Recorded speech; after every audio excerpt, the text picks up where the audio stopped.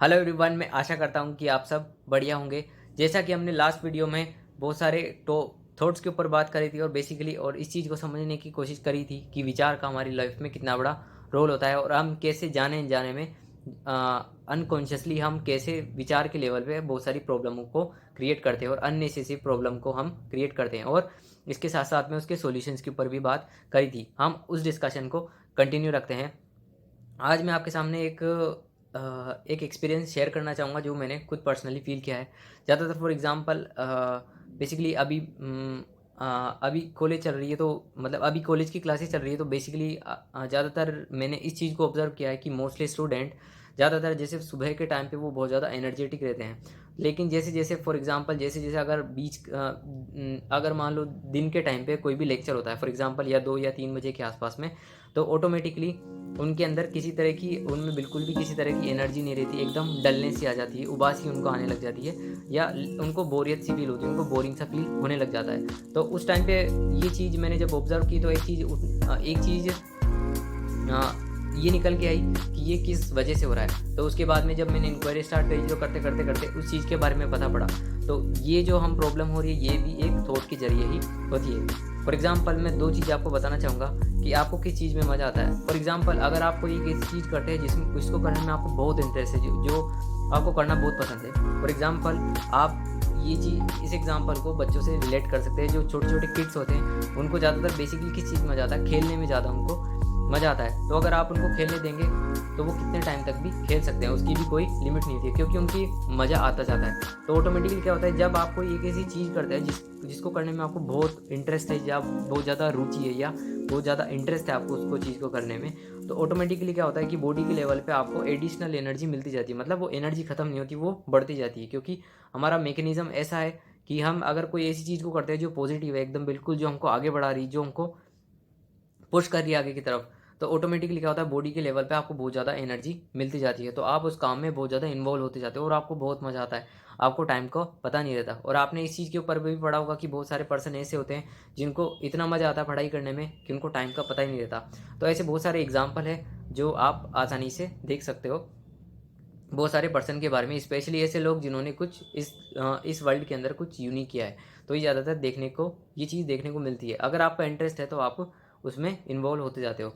दूसरी चीज़ आती है एक ऐसी चीज़ जिसमें आपको करने का बिल्कुल भी इंटरेस्ट नहीं है। फॉर एग्ज़ाम्पल ज़्यादातर इंटरेस्ट किस में नहीं आता, बेसिकली वो आता है किसी भी ऐसे सब्जेक्ट को पढ़ने में जिसमें आपका बिल्कुल भी इंटरेस्ट नहीं है। जैसे ज़्यादातर जो किड्स होते हैं उनकी बेसिकली प्रॉब्लम क्या रहती है, उनको बहुत ज़्यादा डिफ़िकल्टी होती है कई सब्जेक्ट में। फॉर एग्ज़ाम्पल अगर मैं खुद की बात करूँ तो मेरे को ज़्यादातर जो सब्जेक्ट जो डिफ़िकल्ट लगते थे, वो फॉर एग्ज़ाम्पल वो कौन से होते थे, साइंस होते थे या मैथ सब्जेक्ट होते थे। ये 2 ऐसे सब्जेक्ट थे, जब भी मैं इनको पढ़ने जाता था तो बहुत ज़्यादा मेरे को बोरिंग सी फ़ील होती थी। एक अजीब सी फीलिंग होती थी, उसको पढ़ने का बिल्कुल भी मन नहीं करता था, बिल्कुल भी किसी भी तरह का इंटरेस्ट नहीं होता था। तो ये जो दोनों प्रॉब्लम या ये दोनों चीज़ें जो हो रही है, जहाँ पे आपको एक एक बार में तो आपको चीज़ को करने में मज़ा आता है, दूसरे वाले में आपको बिल्कुल भी मज़ा नहीं आता। ये भी आपके थॉट के थ्रू ही हो पा रहा है। वो कैसे होता है? फॉर एग्ज़ाम्पल अगर मैं खुद को बताऊँ, अगर आप कोई ऐसा सब्जेक्ट पढ़ते हैं, तो हम क्या करते हैं, अगर वो सब्जेक्ट आपको बिल्कुल समझ में आ रहा है, बिल्कुल फॉर एग्ज़ाम्पल जैसे ज़्यादातर हमें इंग्लिश बोलना ज़्यादा पसंद है। अगर मान लो आपको इंग्लिश बोलना अच्छे से आता है, परफेक्टली आपको आता है, तो आप उससे रिलेटेड कोई भी चीज़ पढ़ोगे तो ऑटोमेटिकली क्या होता है कि आपको बिल्कुल इंटरेस्ट आएगा, आप उसमें लगातार उस चीज़ को करते जाओगे। तो वहाँ पे आपने कौन-सा थॉट प्लांट कर रखा है उस एक्शन के लिए, बेसिकली आपने ये सोच रखा है कि मुझे इंग्लिश पढ़ने में मज़ा आता है। तो फॉर एग्ज़ाम्पल आपने कहीं न कहीं खुद को ये मान रखा है, खुद के माइंडसेट में ये चीज़ डाल रखी है कि मेरे को इंग्लिश पढ़ने में बड़ा ही मज़ा आता है। तो ऑटोमेटिकली क्या होता है कि जब आप इस तरह की थिंकिंग को रखते हो, तो आप जब बाहर के लेवल पे कोई सी भी इंग्लिश से रिलेटेड कोई भी चीज़ करोगे, तो उसमें आपको बहुत ज़्यादा मज़ा आएगा, बहुत ज़्यादा इंटरेस्ट फ़ील होगा, आपको टाइम का पता नहीं रहेगा। तो आप ऑटोमेटिकली उस चीज़ के बारे में बहुत क्यूरियस रहोगे, मतलब जिज्ञासु रहोगे आप उस चीज़ को जानने के लिए। तो धीरे-धीरे करते-करते आपको उसमें बहुत ज़्यादा इंटरेस्ट आएगा। और इसी तरीके से दूसरी कंडीशन में क्या है कि अगर हमको साइंस मैथ पढ़ना पसंद नहीं है, तो हम क्या करते हैं, कहीं न कहीं अनकॉन्शियसली इस थॉट को प्लांट कर देते हैं कि मुझे साइंस और मैथ पढ़ना बिल्कुल भी पसंद नहीं है, मुझे साइंस मैथ बिल्कुल भी समझ में नहीं आती, या इससे रिलेटेड कई भी थॉट जो आपको रोकते हैं पढ़ने से। तो बेसिकली होता क्या है कि जब भी आप साइंस मैथ को पढ़ने जाते हो, तो ऐसे थॉट आपके पास में निकल के आते हैं कि मुझे साइंस पढ़ना पसंद नहीं है, मुझे मैथ पढ़ना पसंद नहीं है। तो हम क्या करते हैं कि ऐसे थॉट को बार-बार रिपीटिशन करते जाते हैं।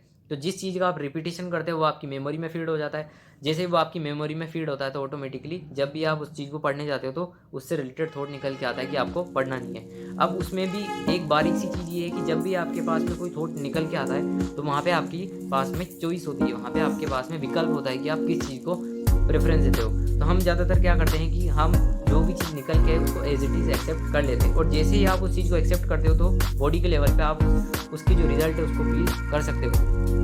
ये जो ज़्यादातर आपके पास में थॉट निकल के आया कि फॉर एग्जांपल अगर आप साइंस मैथ पढ़ने जा रहे हो और आपके पास में निकल के आता है कि मुझे मैथ पढ़ना बिल्कुल भी पसंद नहीं है या मुझे मैथ बिल्कुल भी समझ में नहीं आती है, तो ये एक तरह का थॉट है। अब वहाँ पे ये जो थॉट है एक डिसीजन के साथ में आएगा, एक चॉइस के साथ में आएगा।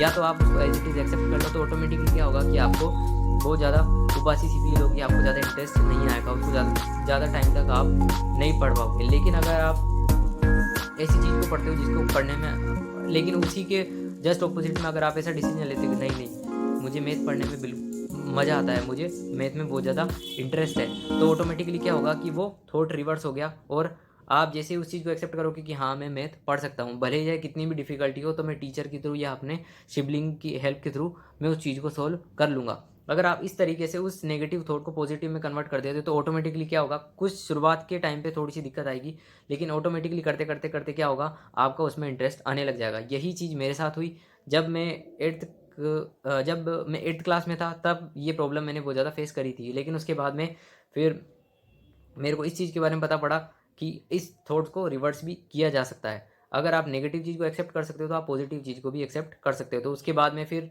ऑटोमेटिकली मैंने उस जो थॉट था उसको कन्वर्ट करके ऑटोमेटिकली कुछ फिर कन्वर्ट किया। उसके बाद में उसको थिंकिंग के लेवल पे लिया कि मुझे मैथ पढ़ने में बड़ा ही मज़ा आता है, मैं इंग्लिश बोल पा रहा हूँ। तो इस तरीके से आप इसको कहीं भी लिंक कर सकते हैं, जो आप जिस चीज़ के बारे में आप नेगेटिव सोचते हैं, चाहे वो कोई सा भी काम हो सकता है या चाहे कोई सी भी चीज़ हो सकती है। तो आपको तो ज़्यादातर जो भी मैंने अभी आपको एग्जांपल बताया, बेसिकली वहाँ पे थॉट ट्रेवल कर रहा है, वहाँ पे विचार ट्रेवल कर रहा है कि आप किस तरीके से उस चीज़ को एक्सेप्ट करते हैं।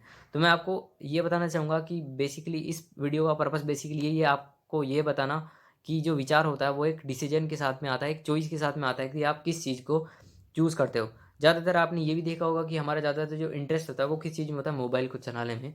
मोबाइल में भी पर्टिकुलरली किस चीज़ में, एंटरटेनमेंट की चीज़ों को देखने में। तो हम एंटरटेनमेंट की चीज़ों को ज़्यादा देखते हैं, हम उस चीज़ को ज़्यादा प्रेफ़रेंस देते हैं।